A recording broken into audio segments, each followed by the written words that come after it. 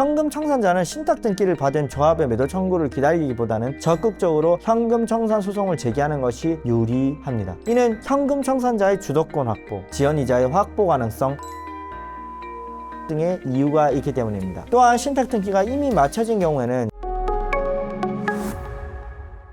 안녕하세요.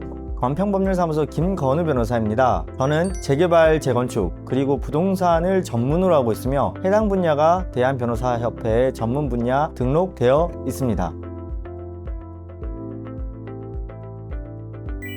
오늘은 현금 청산, 그러니까 그 중에서도 신탁 등기를 완료한 재건축 조합의 매도 청구를 기다리시는 분들이 많아서 이에 관련해서 조금 말씀을 드려보고자 합니다. 변호사님, 분양계약 미체결자로 이미 2년 전에 현금 청산자가 됐습니다. 그런데 도대체 조합은 언제 제게 매도 청구 소송을 해서 현금 청산을 해주나요? 라는 질문이 있어서 제가 첫 답변이 그랬습니다. 2년간의 이자를 날리셨군요. 그런데 현금 청산금도 아마 평생 안 줄 가능성이 있습니다. 조합이 해산할 때쯤 돈이 없다고 하겠죠 라고 답변을 드렸고, 의뢰인께서 그럼 제 종전 건물은요? 돈도 못 받고 조합이 강제로 뺏어간 거라고요? 라는 질문에 대해서 저는 네, 결과적으로 그렇게 될 수도 있겠네요 라고 답변을 드렸습니다. 금일은 위와 같은 질문에 대해서 특히 신탁 등기까지 맞춰준 현금 청산자의 경우에 매도 청구 소송을 기다리지 말고 적극적으로 현금 청산 소송을 진행하셔야 하는 이유에 대해서 한번 말씀을 드려보고자 합니다.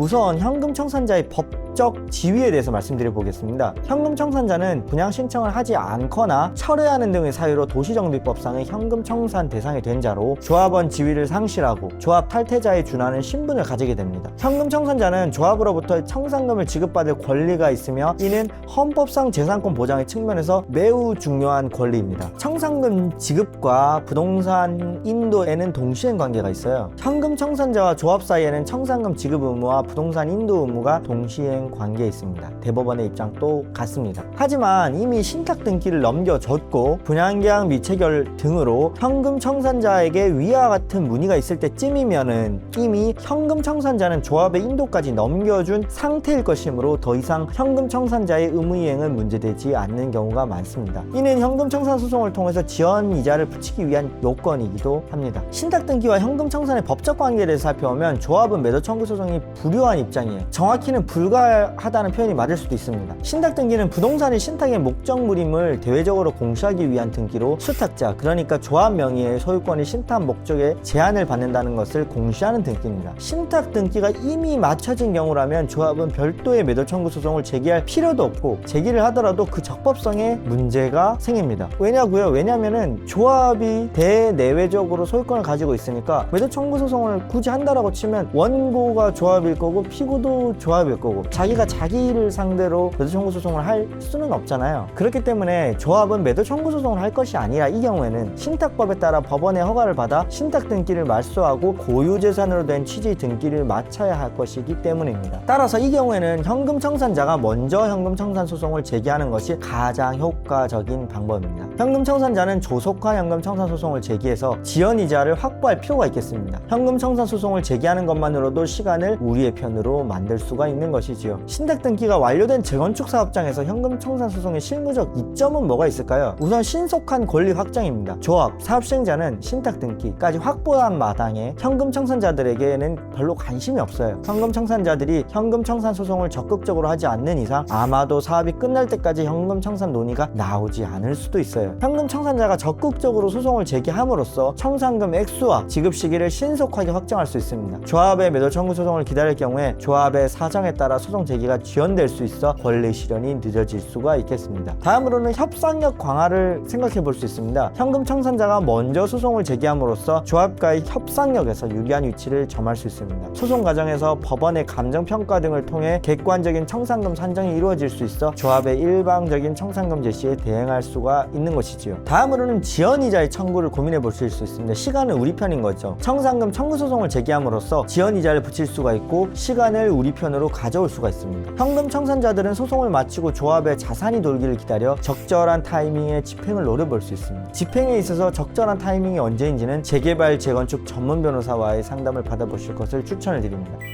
자, 정리를 한번 해보겠습니다. 현금 청산자는 신탁 등기를 받은 조합의 매도 청구를 기다리기보다는 적극적으로 현금 청산 소송을 제기하는 것이 유리합니다. 이는 현금 청산자의 주도권 확보, 지연이자의 확보 가능성, 집행권원의 조속한 확보 등의 이유가 있기 때문입니다. 또한 신탁 등기가 이미 마쳐진 경우에는 사업 시행자인 조합의 별도 매도 청구 소송이 불필요하기 때문에 현금 청산자가 주도적으로 현금 청산 소송을 제기하는 것이 법적으로 더 효율적이고 권리 보호에 유리합니다. 재개발, 재건축 등 현금 청산에 관해서 추가로 궁금증이 있으실 경우에는 언제든지 당 법률사무소로 연락하여 주시기 바랍니다. 본 유튜브 구독과 좋아요, 알림 설정까지 바라며 당 법률사무소는 재개발, 재건축, 가로주택 정비조합, 소규모 재건축 등 각종 개발 사업과 관련된 유익한 정보들을 네이버 블로그에 올려두고 있고, 임대차 등 부동산 전반과 관련된 다양한 정보들 또한 올려두고 있으니 블로그에 방문하셔가지고 좋고 유익한 정보들 많이 가져가실 수 있으면 좋겠습니다. 네, 이상입니다. 감사합니다.